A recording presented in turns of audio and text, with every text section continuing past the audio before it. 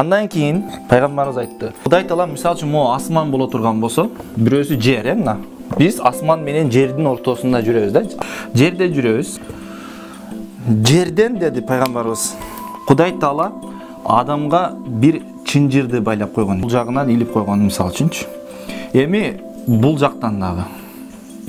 Мисалы үчүн чынжыр бар. Асмандан дагы чынжыр илип койгон.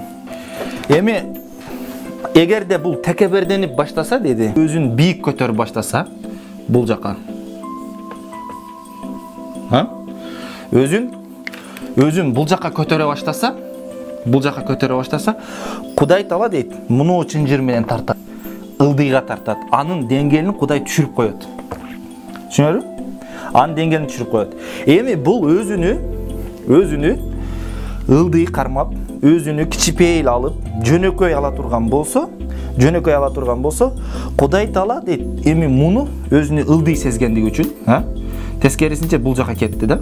Өзүн төмөн алды, өтө жөнөкөй алды. Адамдарга текеберденбейт. Менде колумда байлыгым бар, бийлигим бар, же болбосо менде билимим бар деп текеберденбейт да, кичипейил болот тескерисинче. Эми Кудай Таала буну өдөгө тартат. Ошон үчүн Кудай Таала адамды ар дайым ортолукта кармап турат. Демек биз качан өзүбүздү орточо сезсек, бирөөдөн кыйын эмес, бирөөдөн төмөн дагы эмес, бирөөдөн кыйын дагы эмес сезе турган болсок, мына ошондо өнүгөт экенбиз. Өнүгөбүз да. Демек бизди кыйратуучу нерсе бул текеберденүү. Эң биринчи өнүгө турган адам текебердикти ташташ керек. Жашоодо көптөгөн адамдар бар да.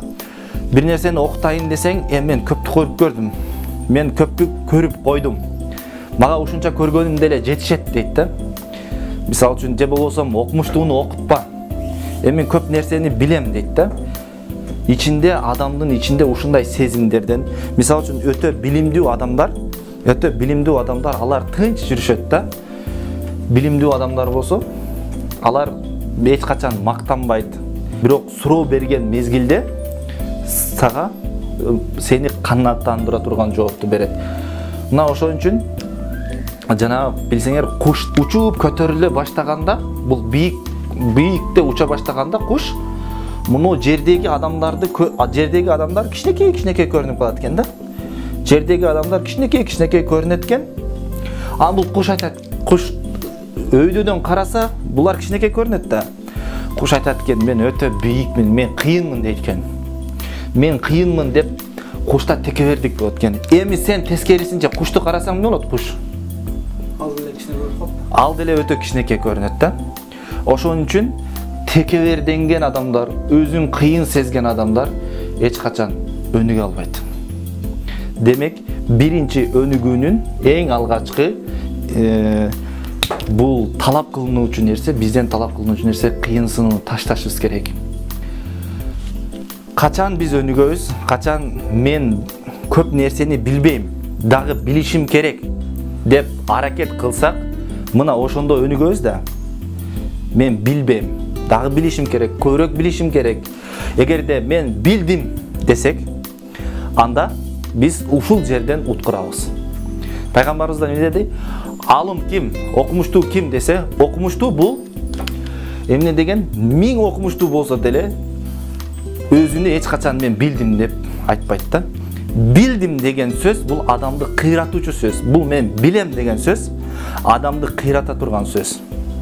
Силердин мээңер токтоп калат. Эгерде билбейм дей турган болсоң, мээң ар дайым поискте болот да.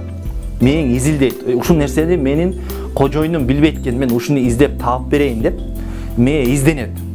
Билем дедиң, демек кыйрайсың да. Кыйрайсың. Демек эң биринчи кыйынсынууну ташташыбыз керек да. Анан кыйынсынган адам бул капкагы жабык идишке окшош. Капкагы жабык идиш кандай болот? Мисалы үчүн сен ага сууну куясың, Сууну куйсаң, не болбойт? Куюлбайт. Ичине куюлбайт да. Ичине куюлбайт. Биз деле ошондойбуз. Мен мисалы үчүн мен кыйынмын, мен билем деп окусаң, анда бизге пайдасын бербейт. Мына капкагы жабык идишке суу куюп аткандай эле болот да. Эң биринчи демек ошол жанагы биз ичибиздеги, жана айттык го, чындыгында адамдын нафсисинин о ичинде, адамдын ичинде адамды текебердикке түртүп турган ар дайым бир фактор бар да, бир себеп бар. Мисалы үчүн чыгып чыксаң деле өзүңдү кыйын сезесиң да, мындай болсо колуңдан өзүңдү акылдуу сезесиң, колуң эч бир иш кылган эмессиң. Демек өзүңдү кыйын сезесиң. Демек талап кылынуучу нерсе биз кыйынсынууну ташташыбыз керек.